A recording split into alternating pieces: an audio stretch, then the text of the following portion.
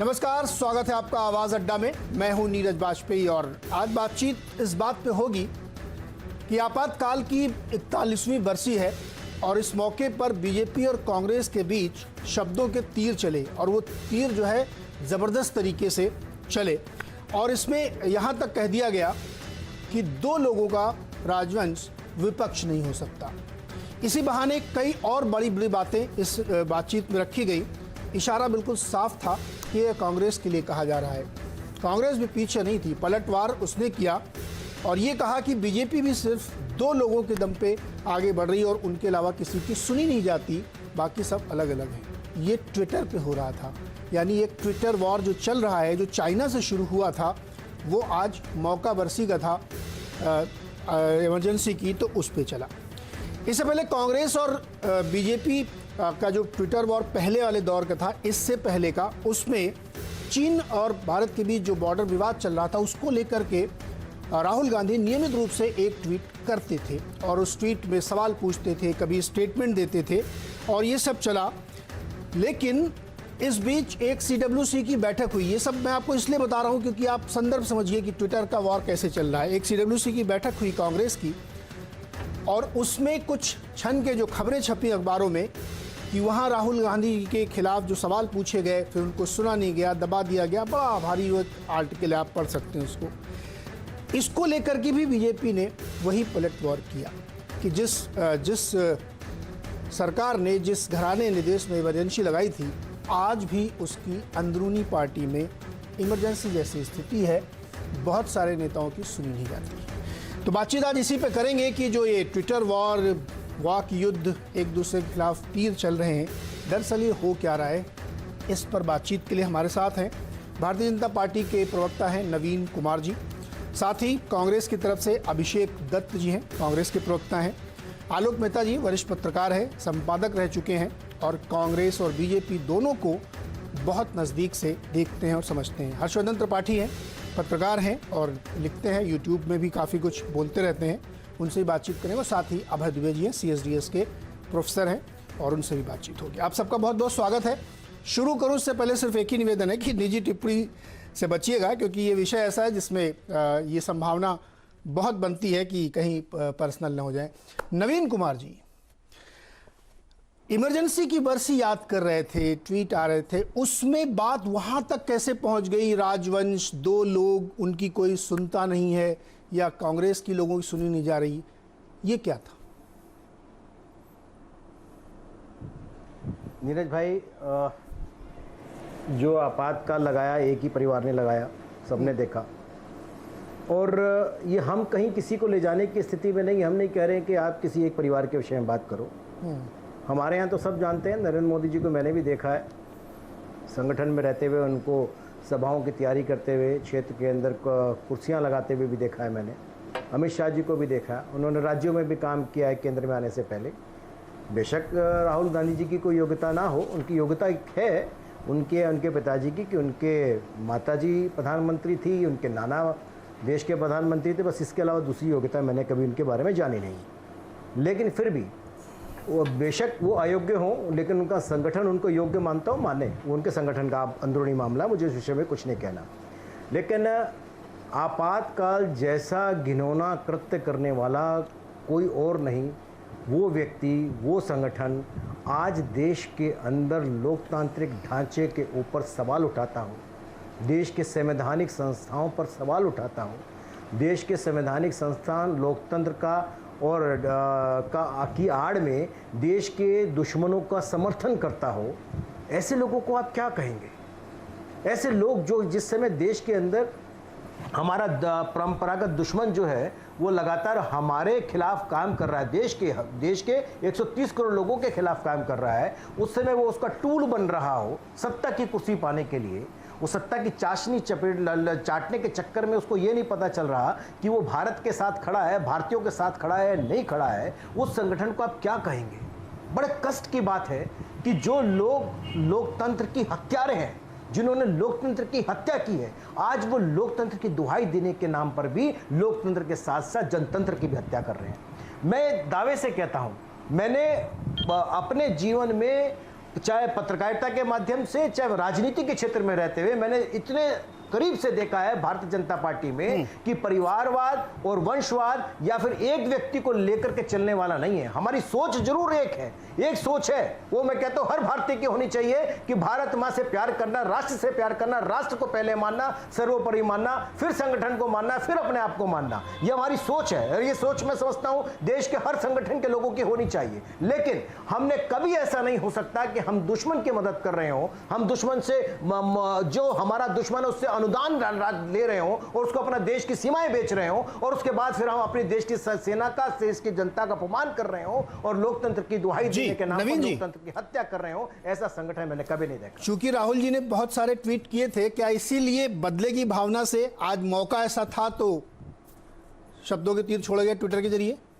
नीरज भाई, अब आप ट्वीट पर भी बदले की बात करेंगे। राहुल गांधी जी का सामान्य ज्ञान मैं कहना नहीं चाहता, मैं विनम्रता से उनको कहना चाहता हूं कि राहुल गांधी जी का सामान्य ज्ञान ऐसा नहीं है कि उनसे हम बदला लिए।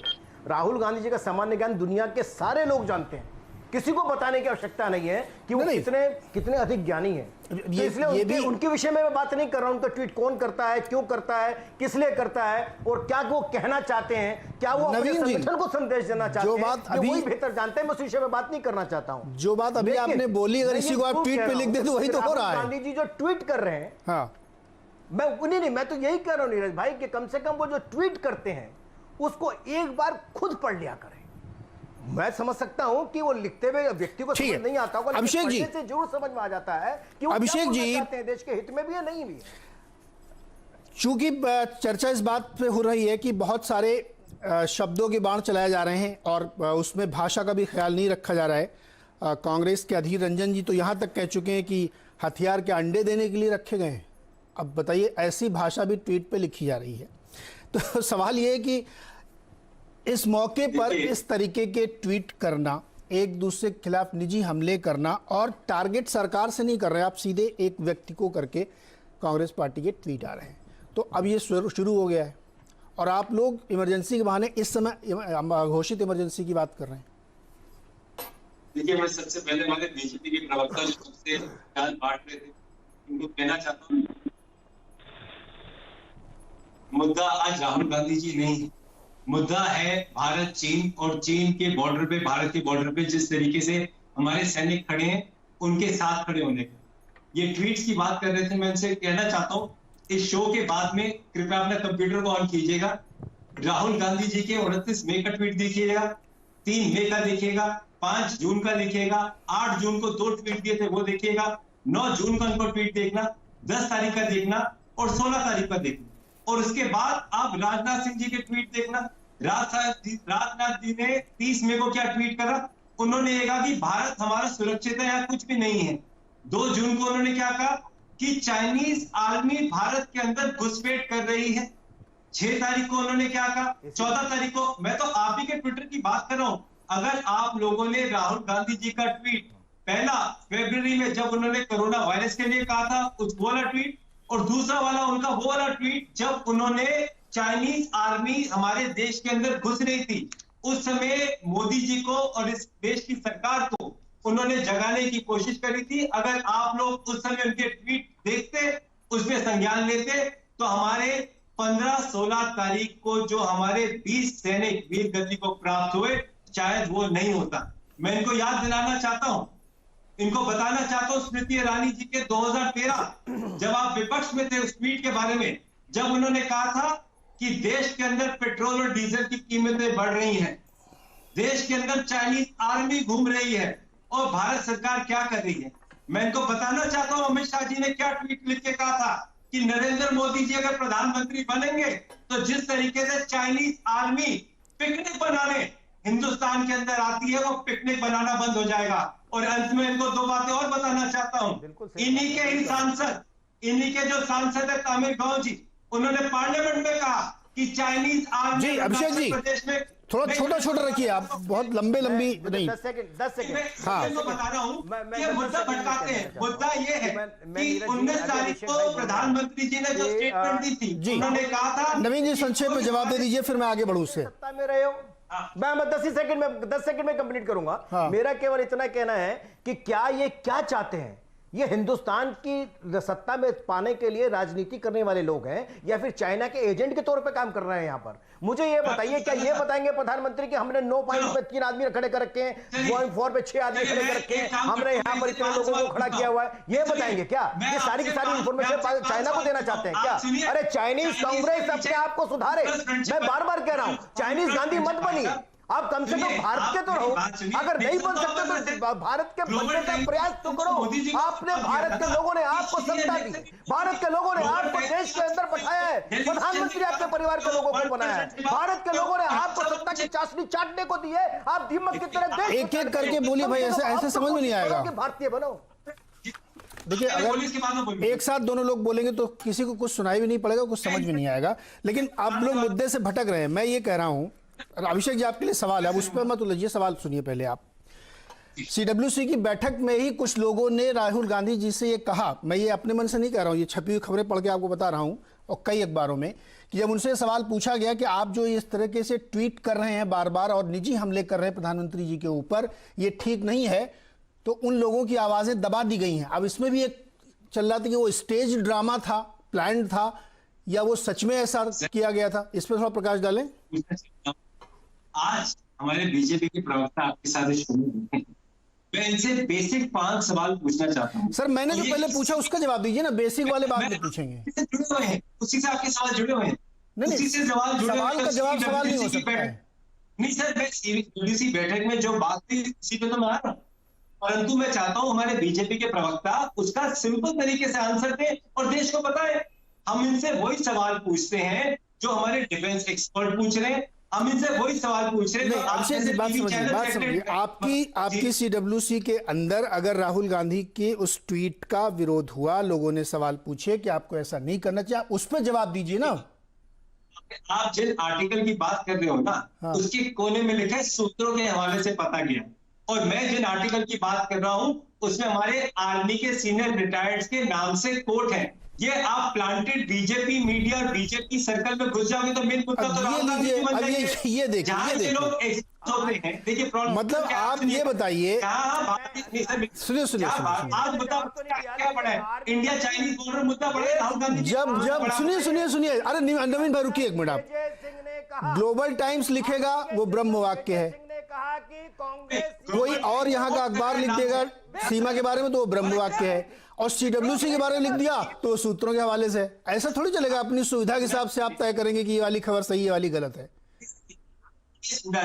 जो हमारे पूर्व आर्मी कमांडर, आर्मी जनरल है, उनका कोट आया है, उन्होंने क्या लिखा है? सर जी, अभिषेक जी, मैं देखिए, मैं बार बार मुद्दे को इसलिए ला रहा हूं कि अगर आप इतना कर रहे हैं तो फिर कि कांग्रेस या चीन को दे रही थी भारत से पाकिस्तान को, इसका जवाब नहीं है आप लोगों के पास। जनरल जे सिंह ने कहा है, कोट नहीं है, किसी की दीवी खबरें नहीं है, सूत्रों के हवाले से नहीं है, उन्होंने खुद कहा है और एक रिपोर्ट है बाकायदा। स्टेटमेंट चाइनीज की है।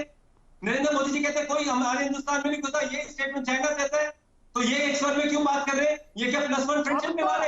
19 तारीख को प्रधानमंत्री स्टेटमेंट देते हैं, 20 तारीख को विदेश मंत्री उसके ऊपर स्पष्टीकरण देता है, प्रधानमंत्री कहते हैं हमारे देश में घुसा, तो 20 हमारे सैनिक क्या करेंगे अब आप शर्म महसूस करेंगे अपने ऊपर? अच्छा, अब आप लोग थोड़ा शांत हो जाइए, क्योंकि सवाल का जवाब कोई नहीं दे रहा। मैं जो पूछ रहा हूं, मैं आलोक जी के पास जा रहा हूं। आलोक जी, भाई नवीन जी और अभिषेक जी थोड़ा सुनिए, वरिष्ठ संपादक हैं हमारे साथ, उनकी बात सुननी चाहिए। आलोक जी, हमने विषय इसलिए शुरू किया कि ये जो दोनों तरफ से चल रहा है, ये लिखना वो लिखना, फिर बात चीन तक गई, शुरू दरअसल वहीं से हुई थी।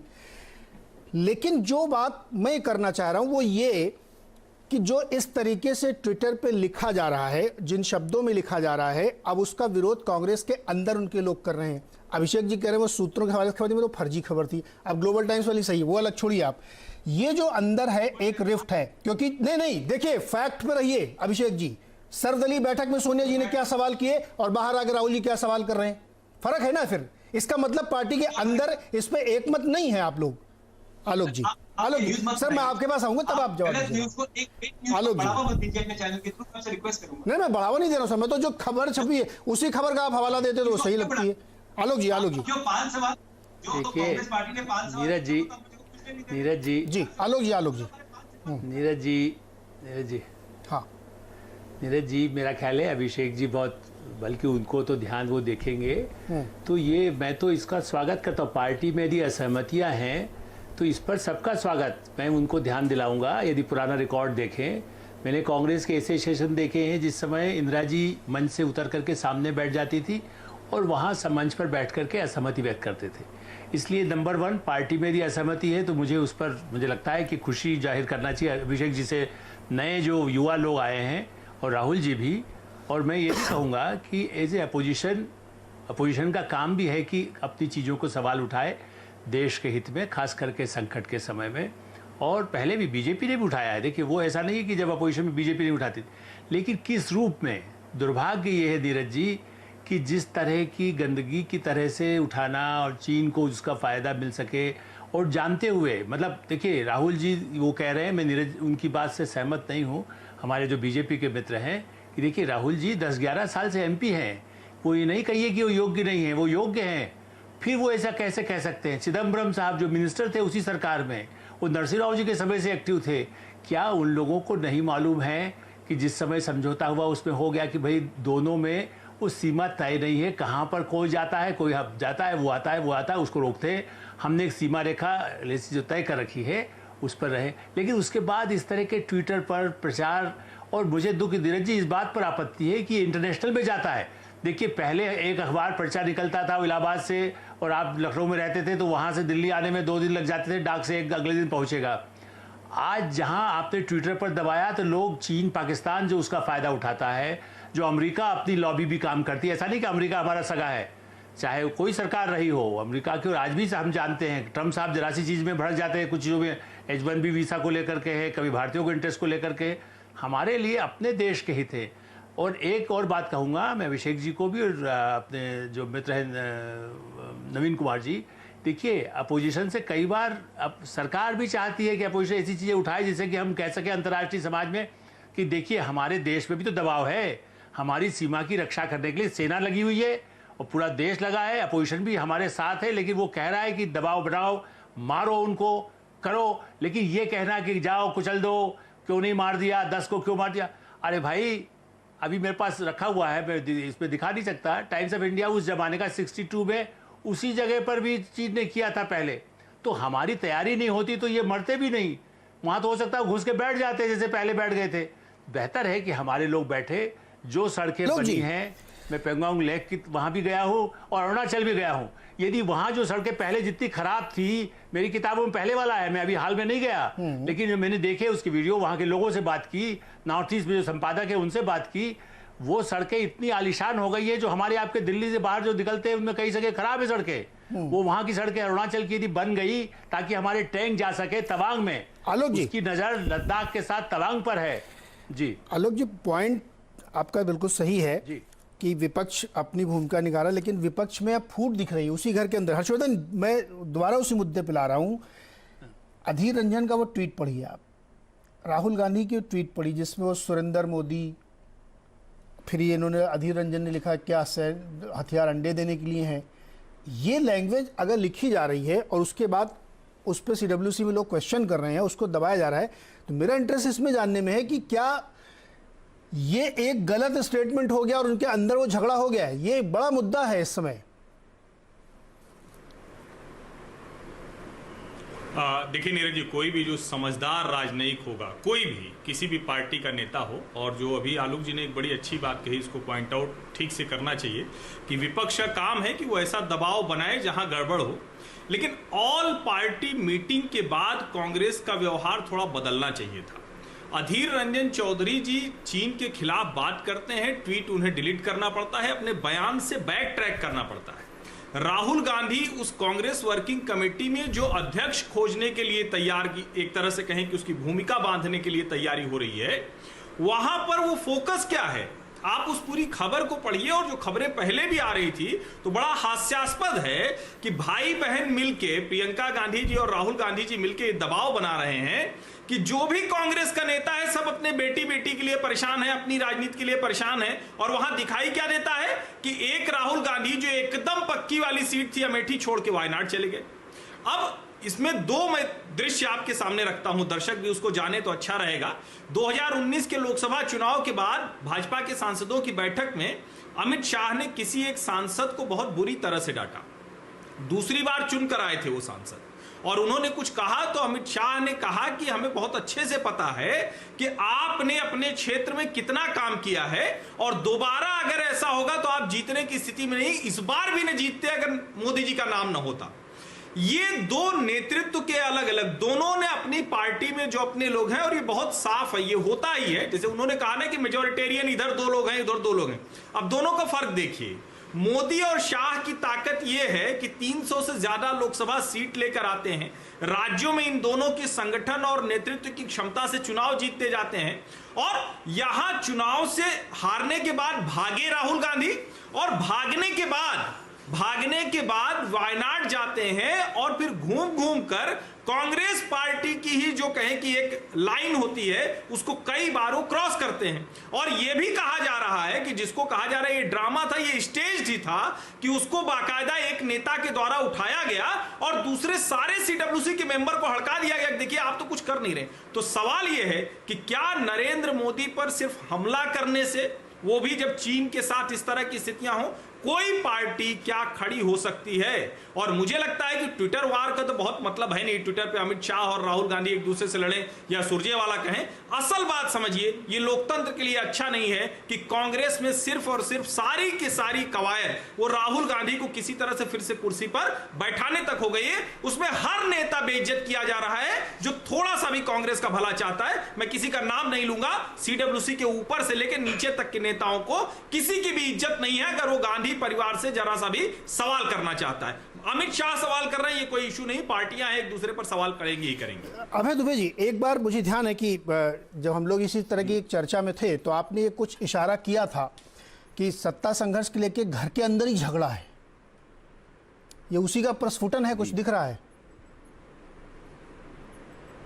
देखिए, मैं 2 बातें यहाँ पे कहूँगा। पहली बात तो ये है कि पहली नज़र में ही साफ तौर पे दिखता है कि राहुल गांधी की लाइन कांग्रेस की लाइन से अलग तरह की है।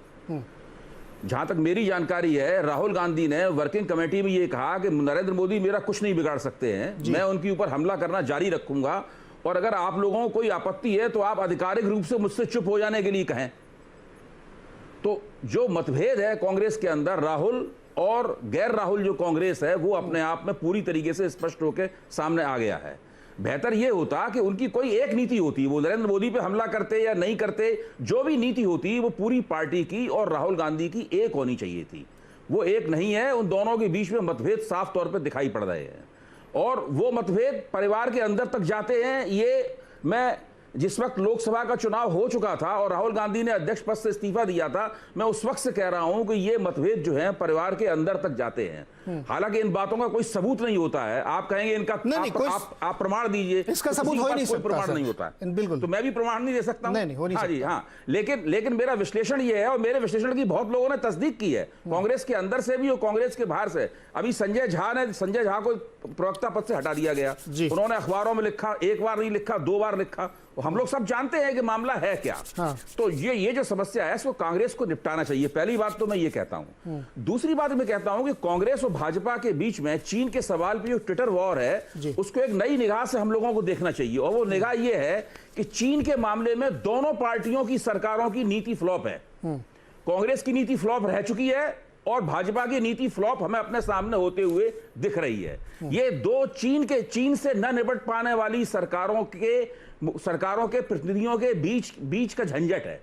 इसलिए दोनों एक दूसरे पे आक्षेप कर रहे हैं, दोनों विश्वस्त नहीं है चीन के सवाल पे, दोनों में आत्मविश्वास का अभाव है। उनकी समझ में नहीं आ रहा है कि ये जो एशिया में जो यूनिपोलर एशिया बन गया है और वर्ल्ड में अमेरिका और चीन दो पोल बन गए हैं, इससे कैसे निपटा जाए। नरेंद्र मोदी कहते थे कि भाई हम चीन के राष्ट्रपति शी के साथ में मिलकर एक नई एशियाई सेंचुरी का आगाज करेंगे। ये सारी की सारी बातें कूड़ेदान में जा चुकी हैं, बिल्कुल खत्म हो चुकी हैं। कांग्रेस की चीन नीति निश्चित रूप से असफल थी, लेकिन भाजपा की चीन नीति भी बिल्कुल सामने असफल होते हुए दिख रही है।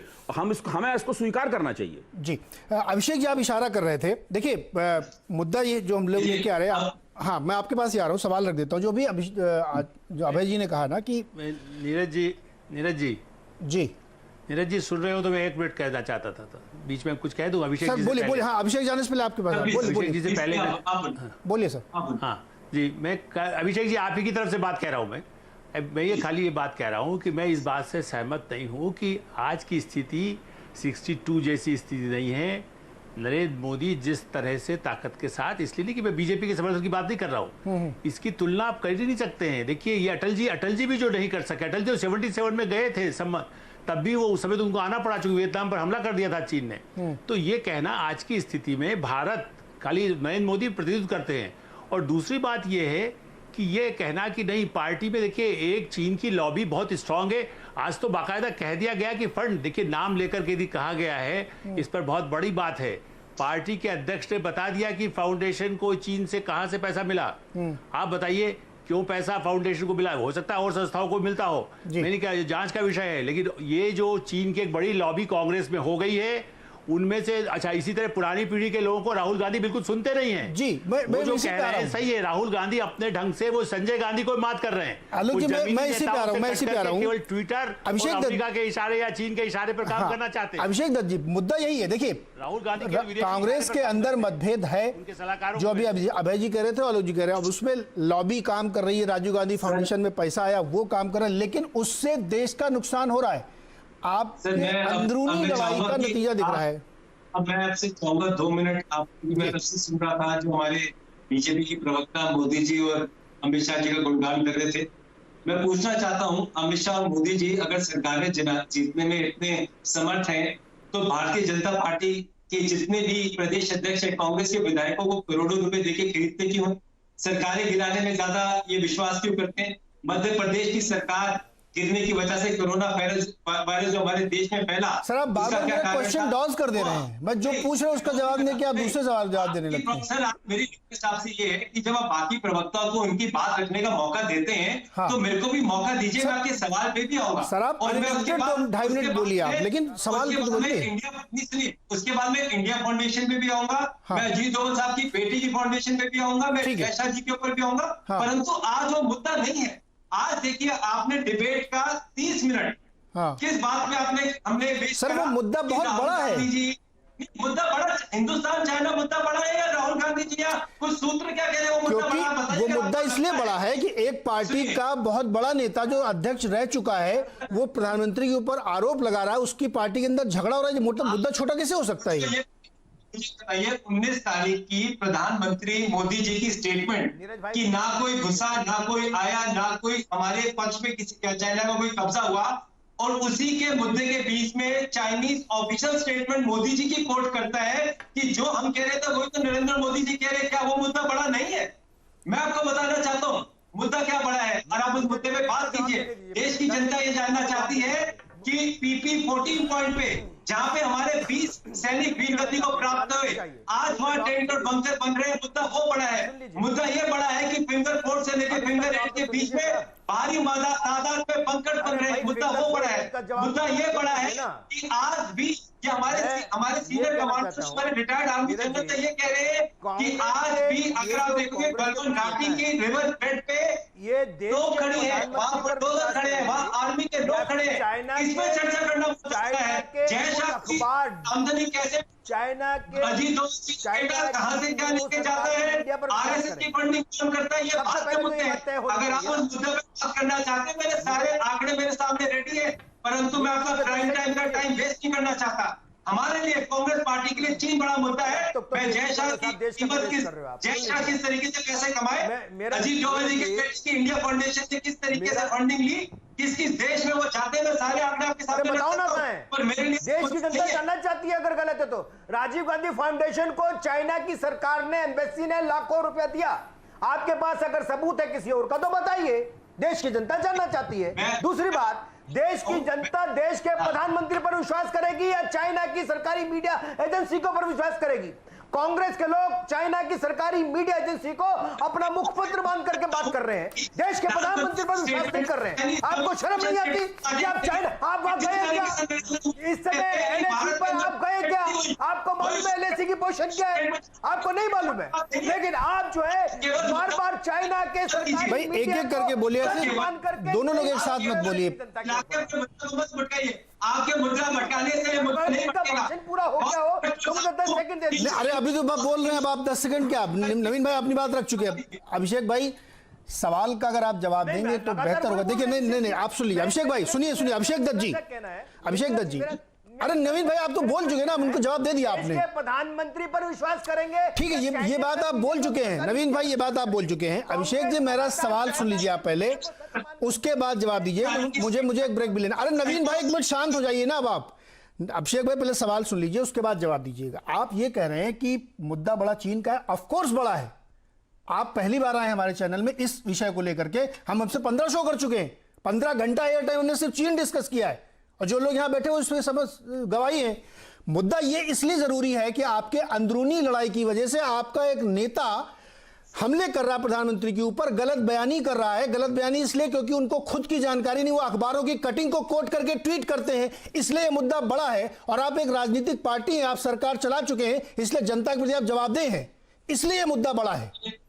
अब आप मुझे जवाब दीजिए। जवाब 19 तारीख के प्रधानमंत्री जी की स्टेटमेंट को 20 तारीख को विदेश मंत्रालय उसमें स्पष्टीकरण देता है, और वो कहता है कि मई और जून के बीच में चाइनीज द्वारा हिंदुस्तान में घुसने की घुसपैठ करने की कोशिश की गई। क्या ये मुद्दा बड़ा नहीं है कि 19 तारीख की स्टेटमेंट को पीएमओ उसको क्लैरिफाई करता है? क्या ये मुद्दा बड़ा नहीं है? आप मुझे ये बताइए कि सोनिया जी सर्वदलीय बैठक में गई थी? सर उन्होंने गई और उन्होंने जब गई वो नक्की नहीं गई, और उन्होंने जो सवाल पूछे उनका स्टेटमेंट आप दोहरा सकते हैं, उन्होंने क्या बोला था लौट के आके? सर मैं आपसे एक सिंपल चीज पूछना चाहता हूँ सर, मैं जो कहने की कोशिश करूं उसको आप समझ ही नहीं रहे हैं। मैं आपसे एक सिंपल स्टेटमेंट पूछना चाहता हूँ, एक सिंपल। पीएमओ ने पीएम की स्टेटमेंट को चेंज कर दिया। आप केवल राहुल गांधी की तरह झूठ बोलिए और भाग के पत्थर मारिए। देखिए अभी इस पे कई बार का डिबेट हो चुकी है, आप बता सकते हैं? इस पे कई बार डिबेट हो चुकी है, अलग अलग सेटेलाइट चैनल दिखा चुके हैं। अब मैं कुछ बोलूंगा तो आप कहोगे मुझे भूगोल का ज्ञान बता रहे हैं आप, मैं उस पर नहीं जाना चाहता सर। फिर आप ज्योग्राफी का ज्ञान सुनने के लिए तैयार हो तो मैं 15 मिनट का लेक्चर दूंगा। अभी ज्योग्राफी पे बात करेंगे, गैल्वान की कौन सी फिंगर कहां पे है, किसकी लाइन कहां पे है, किसकी एज्यूम्ड लाइन कहां पे है, इसका कोई फायदा नहीं है। मुद्दे की बात जो है वो आप कर नहीं रहे। आपका बहस का टॉपिक ये होना चाहिए कि फिंगर 4 से फिंगर 8 के बीच में चाइनीज आदमी बैठी है, उसमें बहस नहीं कर रहे। आपका ये होना चाहिए गलवान घाटी के घाट पे चाइनीज बुलडोजर खड़े, वो आपसे बात नहीं कर रहे कि आप करिए। PP-14 पे जहाँ पे हमारे 20 सैनिक शहीद हुए, वहाँ चाइनीज आदमी टेंट गाड़ के उससे बहस नहीं कर रहे। आप बहस इस पे करें। 2020 को संभालिए, एक महीना हिंदुस्तान को संभाल लीजिए। ये जो प्लस का नुकसान भारत को हो रहा है, बिना गोली जमा खड़े जवानों को जो हथियार दिए उसकी गोलियां निकाल ली। अच्छा, ये पाप आप लोगों ने किया। आप दोनों लोग थोड़ा शांत हो जाइए, मैं एक ब्रेक ले लेता हूं, तब तक आप लोग एक चाय पी लीजिए। मैं एक छोटा सा ब्रेक लेता हूं, ब्रेक से लौट के आगे चर्चा को आगे बढ़ाएंगे। थोड़ा शांत हो जाइए, ठंडा पानी पीजिए, एक चाय पीजिए प्लीज, मैं लौट के आता हूं।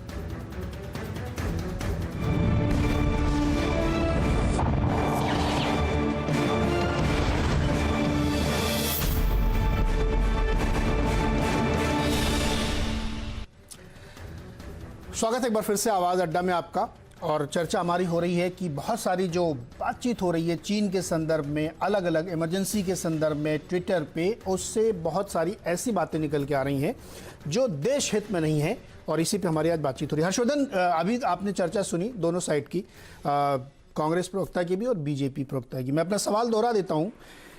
एक पार्टी के अंदर की लड़ाई जहाँ पे एक बयान से उसके नेता सहमत नहीं है, ये कैसे सिर्फ एक पार्टी की लड़ाई हो सकती है, और वो नेता जो देश के लिए इतना कुछ लिख रहा है? नहीं नीरज जी, बिल्कुल आपकी बात से मैं सहमत हूं, और दरअसल यही समझने की ज़रूरत है जिसको शायद मूल विषय को समझ नहीं रहे हैं। अभिषेक दत्त बड़े अच्छे प्रवक्ता हैं, युवा प्रवक्ता हैं और बड़ी अच्छी बात बोलते हैं, मूल बात वो समझ नहीं रहे हैं। एक तो सबसे पहले ये कि आप चीन से लड़ाई कर रहे हैं। आप जिन मुद्दों पर अभी जो कांग्रेस पार्टी जो बिखरी हुई दिख रही है, चीन से लड़ाई कर रहे हैं, जो तानाशाह शासन है वहां चाइनीज कम्युनिस्ट पार्टी का डिक्टेटरशिप है, वहां कोई लोकतंत्र नहीं है। वहां का जो स्टेट मीडिया होता है वो प्रोपेगेंडा फैलाता है, वो प्रोपेगेंडा वो यहाँ के नेताओं के बयान को उठाता है। और अब बड़ी अच्छी बात कही उन्होंने कि जो प्रधानमंत्री की बाइट थी उसको भी काट के उन्होंने चलाया। लेकिन सवाल यह है कि क्या प्रधानमंत्री की उस बाइट को काट के उन्होंने चलाया जिसमें उन्होंने कहा कि चीन का नाम लेते हुए कहा, जिसमें उन्होंने कहा कि हमारे सैनिक मारते मारते मरे हैं। सवाल यहां मूल यह है कि जब विपक्षी पार्टी का नेता इस तरह का व्यवहार करेगा, और मैं समझ नहीं पा रहा हूं, मैं बड़ा मतलब निवेदन करना चाहता हूं कांग्रेसियों से कि राहुल गांधी पे कृपा कीजिए, देश के लोकतंत्र पे कृपा कीजिए, कांग्रेस पे कृपा कीजिए। ये बहुत जरूरी है कि कांग्रेस मजबूत विपक्ष के तौर पर रहे। और मैं इससे कतई सहमत नहीं हूं कि 62 की तरह अभी की जो सरकार है उसकी भी नीति फेल है। बस हाँ, ये जरूर है कि अभी देश में राजनीतिक तौर पर ऐसे स्वर ज्यादा उभर रहे हैं जो उसको फेल करने की कोशिश करते हैं। और पहली बार है, हम चलिए ठीक मान लेते हैं, ग्लोबल टाइम्स और पीपुल्स डेली की बात करते हैं, वहां के लोग कह रहे हैं कि, और जो झाओ लिजियान जो प्रवक्ता है विदेश मंत्रालय के, वो कह रहे हैं कि भारतीय सेनाएं एलएसी के पार गई और चीनी सैनिकों को बुरी तरह से मारा। ये वहां की मीडिया कह रही। तो अब या तो अगर वहां की मीडिया को आप मान रहे हैं तो फिर उस बात को मानिए, देश को ही एक बार बड़ा कर दीजिए, मान लीजिए कि पार्टी को हम छोड़ देंगे। लेकिन संकट यह है कि राहुल गांधी की ताजपोशी के लिए कोई भी वक्त जाया नहीं करना है, फिर वो इस समय प्रधानमंत्री पे हमले का वक्त क्यों न हो। मैं बार बार कह रहा हूं कि विपक्षी पार्टी के नेता के तौर पर वो हमला करें, लेकिन अभी देश के प्रधानमंत्री के ऊपर हमला नहीं किया जाना चाहिए। ये छोटी सी बात भले है, लेकिन बहुत बड़े निहितार्थ हैं। पूरी कांग्रेस पार्टी का भविष्य इसी छोटी सी बात पर टिका हुआ है। नहीं, अगर आप पॉलिसी पे हमला करें तो बहुत बढ़िया होगा। इससे विपक्ष का हमला तो हमेशा सरकार अच्छे क्रिटिसिज्म पे लेगी, लेकिन ये निजी हमला लगता है, ये ऐसा लगता है मोदी विरोध का हमला है। प्रॉब्लम यहाँ पे होती है। आप ट्विटर देख लीजिए, अगर आप मेरी बात से सहमत नहीं है, इसलिए समस्या खड़ी होती है। इवन उनकी पार्टी भी इससे सहमत नहीं, इसलिए तो मैं इस मुद्दे पर बहस कर रहा हूँ। अभय जी, हर्षवर्धन और आलोक जी दोनों आपकी उस बात से सहमत नहीं है कि 1962 और आज की परिस्थिति सेम है जो आप कह रहे हैं? नहीं, मैंने तो ये नहीं कहा कि 1962 की परिस्थिति है ये। मैंने ये भी नहीं कहा कि कांग्रेस की जो विफलता थी वही भाजपा की विफलता है। कांग्रेस की विफलता नेहरू जी के ज़माने में दूसरे तरह की थी, भाजपा की विफलता दूसरे तरह की है। उस वक्त चीन की अंतर्राष्ट्रीय स्तर पर स्थिति दूसरे तरह की थी। आज चीन की अंतर्राष्ट्रीय स्थिति आर्थिक रूप से और राजनीतिक रूप से और सामरिक दृष्टि से बिल्कुल दूसरे तरह की है। तो भाजपा की विफलता में और चीन की विफलता में अंतर है, लेकिन दोनों नीतियां विफल हैं। अगर नरेंद्र मोदी की नीति कामयाब होती तो आज हम इस मुकाम पर खड़े होते। ये तो अंधा भी देख के बता सकता है कि भाजपा की और नरेंद्र मोदी की नीति नाकाम है। इसके लिए कोई बहुत दिव्य दृष्टि होने की या विशेषज्ञ होने की आवश्यकता नहीं है, ना आपको फॉरेन अफेयर्स का कोई एक्सपर्ट होना है इसके लिए। साफ तौर पर नाकाम है। भारत किसी तरीके से अपना चेहरा बचाने की कोशिश कर रहा है। भारत सरकार का, भारत का हाथ और नरेंद्र मोदी का हाथ पत्थर के नीचे दबा हुआ है। वो धीरे धीरे कोशिश कर रहे हैं उससे निकालने की।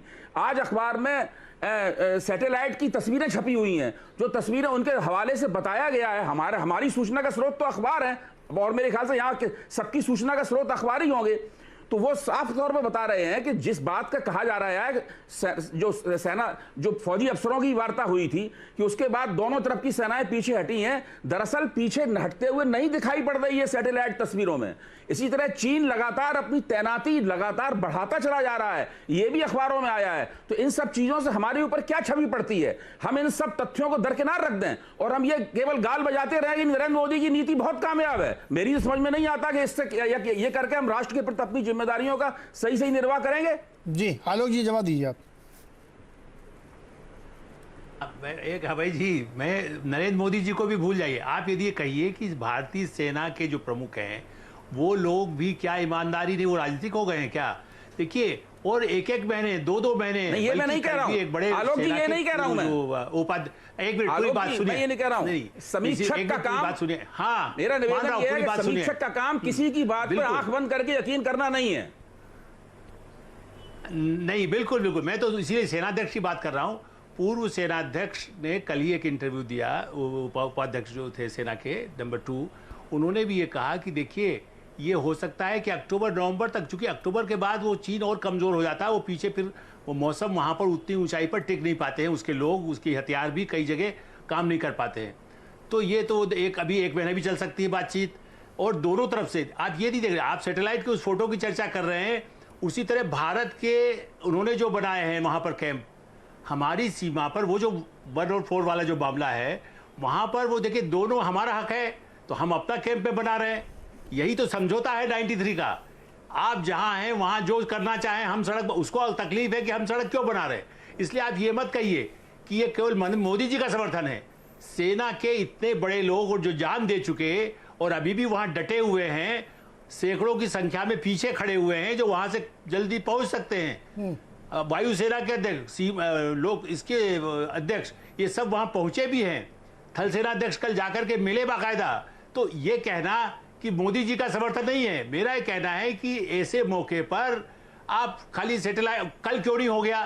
देखिए मैं तो बल्कि कहता ही हूं कि भाई हम जो है, ये जमाना वो है कि टीवी में तुरंत बताइए।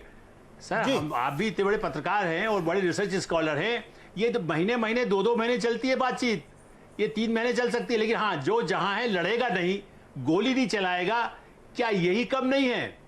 गोली चलाना शुरू कर देते, ये होता है। और जहां तक ये केनेडी के साथ, क्या नेहरू जी केनेडी के साथ नहीं बैठते थे? अमेरिका ने क्या किया हमारे साथ? इंदिरा गांधी, उसके बाद राजीव गांधी थे। लेकिन अमेरिका कई बार अपनी चढ़ता था न्यूक्लियर पर, उसने हमारे ऊपर प्रतिबंध लगा दिया। उनके साथ मनमोहन सिंह झूला झूलते थे, क्या उनसे झूले से ज्यादा झूलते थे जी। वो तो उनको बुश भी उनको मानते थे और वो भी मानते थे। क्या किया मनमोहन सिंह ने? तो और देश को बर्बाद किया ना। उन्होंने समझौता। मैं आ रहा हूं हर्षवर्धन, एक छोटा सा आप बोलिए, उसके बाद मैं अभय जी से जवाब लेके फिर कांग्रेस और बीजेपी के पास आता हूं। जी जी, किसकी बात करते हैं? वो तो पाकिस्तान को सियाचिन दे रहे थे। मैं सिर्फ 30 सेकंड की एक बात कह देता हूं। देखिए, इस देश में सबको पता है कि कांग्रेस के शासन काल में चीन ने कितनी जमीन भारत की कब्जा कर ली, ये सबको पता है। लेकिन हम उसकी चर्चा, और पिछली बहस में भी मैंने कहा था कि इसकी चर्चा अभी नहीं होनी चाहिए, और इसी तरह से कांग्रेस पार्टी को भी जिम्मेदारी से ये बात नहीं करनी चाहिए। लेकिन अब असली बात कर लेते हैं, जो अभय जी कह रहे हैं कि फेल है। बिल्कुल नरेंद्र मोदी की नीति ये फेल है कि ये धूर्त तानाशाह शी जिनपिंग को समझने में नाकाम रहे, और उन्होंने एक प्रयास किया नवाज शरीफ की तरह। जैसे वो नवाज शरीफ के यहां चले गए तो उन्होंने एक कोशिश की अंतरराष्ट्रीय स्तर पर। इतनी बड़ी कोशिश कोई राष्ट्राध्यक्ष अपनी छवि को दांव में लगाकर नहीं करता है। लेकिन ये एक पहलू था। दूसरा पहलू ये था कि भारत सरकार ने इतने खुले तौर पर चीन के खिलाफ सीमा से लगे देशों की एफडीआई की नीति बदल देना, जो जहां पर जिसको कहते हैं कि भारतीय सेना जा भी नहीं पाती थी। सिर्फ मैं सैटेलाइट इमेज की बात नहीं कर रहा हूं, मैं वहां तैनात रहे सैनिकों से अपनी निजी बातचीत के आधार पर कह रहा हूं कि जहां 2013 तक रस्सा पकड़ के जाते थे, वहां हमारी अपनी सड़क बन गई है। जो पूरा का पूरा करीब 4000 किलोमीटर का एरिया है, वो सड़क हमने बना ली। और जो सबसे बड़ी बात है कि जिसको अगर हम ये कह रहे हैं कि उधर के बिल्डअप को हम देख रहे हैं, यहां ज्यादा बड़ी तैनाती हमने कर ली। और जो सैनिक मारे गए, क्यों हम नहीं मान पा रहे हैं कि हमारे 20 वीर सैनिकों ने उनके 50 सैनिकों को मार दिया? क्योंकि हमारी दृष्टि वही है, हम बड़ा कमजोर भारत को मानते हैं। दुनिया अगर बदली है तो आज की बदली ठीक है हर्षवर्धन, अभी ये बहुत छोटा जवाब दे दीजिए, फिर मैं अपने कांग्रेस और बीजेपी के प्रवक्ताओं के पास जाता हूं। अभय जी, हर देश के खिलाफ खड़ा। मेरा जी नहीं, मैं अपने दोनों, मेरा कोई विवाद नहीं है किसी से। मेरा निवेदन सिर्फ ये है कि जो खबरें हमें थमाई जाती हैं उनमें और असलियत के बीच में अंतर है। एक समीक्षक के तौर पे हमारी कोशिश होनी चाहिए कि उस असलियत को हम कैसे समझें। हम समझने में गलती कर सकते हैं, लेकिन आंख बंद करके केवल कोई इसके आगे मिलिट्री की रैंक लगी हुई है उसका बयान हमने पढ़ लिया है, या केवल इसके आधार पे हमें अपनी We have to keep our fingers crossed। जी, ये बिल्कुल राष्ट्र का मामला है, राष्ट्र के सम्मान का मामला है। हमें नरेंद्र मोदी का, भाजपा का विरोध करने और कांग्रेस का समर्थन करने का कोई शौक नहीं है। मेरा कहना है कर्नल संतोष बाबू जिन्होंने वहां पर अपनी वीर गति दी, आप उनका अपने माँ बाप के साथ में 2 दिन पहले का फोन है जो अखबारों में छपा हुआ है। माँ बाप ने पूछा कि भाई वहां क्या चल रहा है, उन्होंने कहा देखिए जो बताया जा रहा है और यहाँ दोनों बातों में बहुत फर्क है, मैं आपको बता नहीं सकता, जब मिलूंगा तब बताऊंगा। फिर दुर्भाग्य से वो वीर गति को प्राप्त हो गए, वो अपने माँ बाप को नहीं बता पाए। इसका सीधा मतलब है कि जो परिस्थिति अखबारों के जरिए या दूसरी समाचार माध्यमों के जरिए जनता को थमाई जा रही थी, वो परिस्थिति नहीं थी, परिस्थिति कुछ और थी। जी अच्छा, मैं अब बीजेपी और कांग्रेस पर जाता हूं। मैं सिर्फ यहाँ पे एक बात कहना चाहता हूं, जो बार बार ये सैटेलाइट की इमेजेस का हवाला दिया जाता है, मैं 3 तरह की इमेज देख चुका हूं। एक इमेज मैंने देखा कि वो घुस के झगड़ा कर रहे हैं, दूसरी इमेज में है कि हमारी तरफ के लोग, अभी कहीं ये भी चला है कि हमारी तरफ के लोग उसको घुस के 5 किलोमीटर खदेड़ आए हैं, तो उस पर हमें विक्ट्री मना लेनी चाहिए। तो मैं इसको सर्टिफाई नहीं करता कि जो सैटेलाइट इमेजेस के दम पे बहुत सारे लोग अपने व्यू बना रहे हैं। नवीन जी।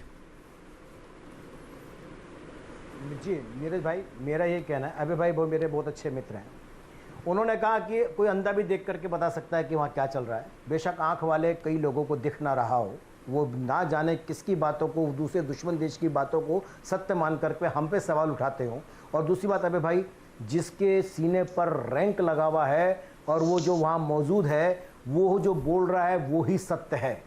इस देश का प्रधानमंत्री जो बोल रहा है वो ही सत्य है, क्योंकि ना आप वहाँ जा सकते हैं ना मैं वहाँ जा सकता हूँ। जिनकी बात आपने कही कि संतोष बाबू के परिवार ने ऐसा कहा, जिस अखबार ने छापा उसकी विश्वसनीयता आप जानो, लेकिन मुझे ये बताइए क्या वहाँ पर फ़ोन पर वो ये बता रहे थे कि वहाँ पे क्या छप रहा है और यहाँ पे क्या छप रहा है? ये दोनों की स्थिति एक दूसरे की नहीं है।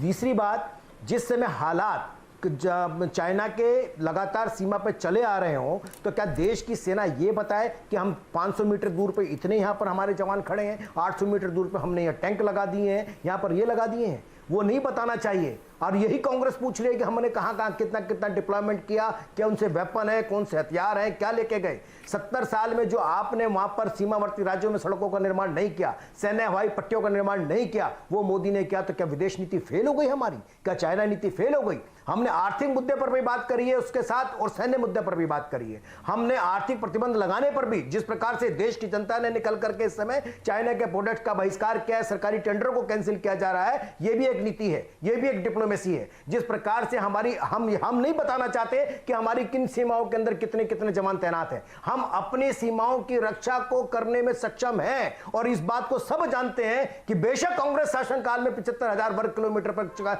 चाइना ने कब्जा कर लिया हो, लेकिन इस समय 1 इंच भी देने वाले नहीं है, यह भी हम सब जानते हैं। तीसरी बात मैं कहना चाहता हूं, लगातार यह कहा जाए कि इस समय देश के प्रधानमंत्री कमजोर है और वो नहीं कर पा रहे हैं, यह गलत है। सब जानते हैं देश का प्रधानमंत्री कितना मजबूत है, और अपनी सीमा की रक्षा करने के लिए भारत को जो मां मानता हो, उसकी 1 इंच भी जगह किसी को नहीं दे सकता। अभिषेक दत्त जी, शतरंज की तरह रेत में सर छुपाकर ये मान लो कि एलएसी पर कोई घुसपैठ नहीं हुई, तो शायद जो मेरे बीजेपी के प्रवक्ता कह रहे हैं एकदम सही कह रहे हैं। मैं आपको दिखाना चाहता हूं एक इमेज, मैं उम्मीद करता हूं आप देख लेंगे। उसमें आर्मी की स्टेटमेंट भी है। आर्मी की ये स्टेटमेंट है कि PP 14 पॉइंट पे जहां पे घुसपैठ हुई थी, जहां पे जो झगड़ा हुआ था, जहां हमारे 20 सैनिक वीरगति को प्राप्त हुए, आज भी वहां पे चीनी सैनिक सामने हैं। नरेंद्र मोदी जी और चाइना का रिलेशनशिप, जब वो चीफ मिनिस्टर थे तो कितनी बार वो चाइना गए, ये आंकड़े सबके सामने हैं। जब वो प्रधानमंत्री बने तो कितनी बार वो चाइना गए, ये आंकड़े आपके सामने हैं। और दोनों लोग 18 बार मिले। एक ऐसी दोस्ती जो गुजरात के समय से चली आ रही है, और आज ऐसी जगह पे पहुंच गई है कि भारत और चीन के बीच में जिस तरीके से घुसपैठ हो रही है, चीनी आर्मी हमारे अंदर घुस रही है, तो इसका कोई ना कोई कारण तो रहा होगा। अगर क्यों नहीं मैं बीजेपी के प्रवक्ता से पूछता कि 2 महीने पहले तक जो इतनी पक्की दोस्ती का ये वादा करते थे, प्लस वन फ्रेंडशिप की वादा करते थे, दोनों मिलकर एक सुप्रीम एशिया की मेन पावर का वादा करते थे, और मैं पीछे राम माधव जी एक डेलीगेशन देके जब चीन गए इंडिया फाउंडेशन की, तो इनकी स्टेटमेंट क्या थी? इनकी स्टेटमेट की थी, China and India together will be the biggest world influence. जो बातें कर रहे हैं, मैं ये नहीं समझ पा रहा आपसे कि आप अपनी आंखें बंद क्यों कर रहे हैं। आप चीनी घुसपैठ, जो चीनी ऑलरेडी आर्मी हमारे भारत के अंदर घुस रही है, आप इसको क्यों इग्नोर कर रहे हैं? आप क्यों नहीं चर्चा करना चाहते? चाइना कोई सच मानेंगे आप? भारतीय सेना का अपमान करना बंद नहीं करेंगे, अभी भी वही कर रहे हैं। आप सुनिए मेरी आप बात, चाइना की बात को जहां फेलियर आता है वहां भारतीय सेना पे डाल देते हैं। जब डिजिटल स्ट्राइक की बात जब आप बात करते हैं, सर्जिकल स्ट्राइक की तो मोदी जी अच्छे करते हैं। जहां अपने आपके को यूज मत कीजिए, मैं ये बिल्कुल भी आपको यूज करने नहीं दूंगा। आप एक बात करिए, जब आप सर्जिकल स्ट्राइक की बात करते हैं तो श्रेय मिलता है मोदी जी को, और जब आप बाकी चीजों की बात करते हैं, जब विफलता सामने आती है तो भारतीय आर्मी में बात करते हैं। शर्म आनी चाहिए आपको, बात में आपको शर्म आनी चाहिए कि विफलता हुई तो भारतीय सेना, और जब लज्जा का निर्वादा हमने ओढ़ा है, आप लोगों ने नहीं। आप लोगों को शर्म नहीं लगती? एक आदमी को नेता बनाने के लिए आप पूरे देश को झोंक डाला आपने। जो डिजिटल बड़ी बड़ी मीटिंग करी, उसके अंदर तक आपने एक बार सेना का नाम लिया। आपने नरेंद्र मोदी जी ने जो वहां से सर्जिकल स्ट्राइक, अच्छा मुझे अभिषेक जी सब चाइना को बताएंगे। अरे नवीन भाई रुकिए ना, थोड़ा काम की बात करें ना। हम अब इतनी बात हम लोग इस पे कर चुके, तो सोल्यूशन पे भी बात करनी चाहिए। मैं आ रहा हूँ अभी आपके पास भी। अभिषेक जी मुझे छोटा जवाब दीजिए, सोल्यूशन क्या है? युद्ध कर दिया जाए क्या? क्या करें?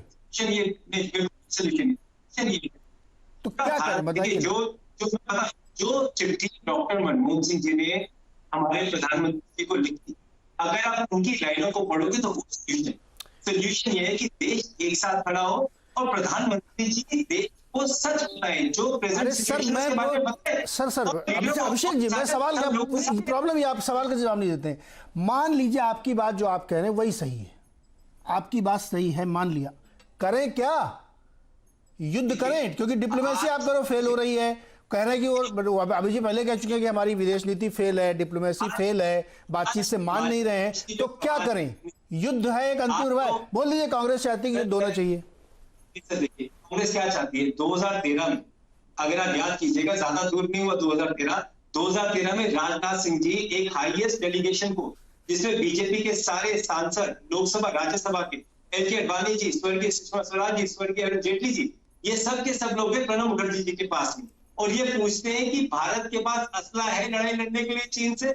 हमने तो नहीं पूछा, ये पूछते हैं कि आप चीन से सर मैं क्या कह रहा हूं, आपके पास असला है या नहीं है, कट्टा है कि नहीं है, इससे कोई फर्क नहीं पड़ता। मैं पूछ रहा हूं लड़ाई करें कि ना करें, अगर लड़ाई ना करें तो क्या करें, ये पूछ रहा हूं ना मैं। सर देश की कमान नरेंद्र मोदी जी के हाथ में, ये फैसला नरेंद्र मोदी जी को लेना है कि देश तो आप लोग फिर क्या जानना चाहते हैं, क्या आपकी ख्वाहिश क्या है? खाली ट्वीट पे करके स्टेटमेंट देना अगर आपकी ख्वाहिश हो तो करते रहिए।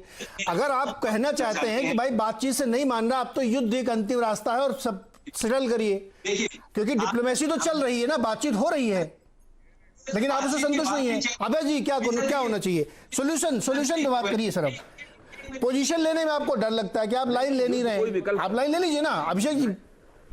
नहीं एक बात मैं कहना चाहता हूं, अगर आपकी आज्ञा हो तो जल्दी से बोलिए साहब। हम यही तो कह रहे हैं कि जब ये बातचीत हो रही है, चाइनीज आर्मी पीछे नहीं हट रही, वो आगे बंकर बना रही है, आगे तो खड़ा कर रही है, तो कहीं ना कहीं क्लैरिटी तो हमको लेने पड़ेगी ना कि एक तरफ हम बातचीत करें और चाइना को पीछे नहीं। वही बात ना सर, मैं तो पहले एक अजम्पशन लगा दिया मैंने, उसके बाद फिर कुछ बचता नहीं। अबे जी बहुत 10 सेकंड जवाब दिए, समय एकदम खत्म हो रहा है, क्या करना चाहिए? यानी कि भारत की सरकार क्या करना क्या चाहिए? देखिए जो चाइना जानना चाहता है वही कांग्रेस जानना चाहती है। परिस्थिति बिगड़ चुकी है। सुझाव के नाम पर केवल एक चीज है, देखिए भारत क्या करना चाह रहा है, सारी जानकारी बातचीत हो रही है, डिप्लोमेसी हो रही है, और सीमा पे जितनी तैनाती चाहिए और जितनी चुस्ती चाहिए वो हो रही है, लेकिन अगर इससे भी लोग संतुष्ट नहीं हैं और सवाल पे सवाल दाग रहे हैं तो फिर वो सोल्यूशन भी बताएं कि क्या कर दीजिए। खाली मैं एक हूं, देश के साथ खड़ा हूं, ये कहने से थोड़ी काम चलेगा।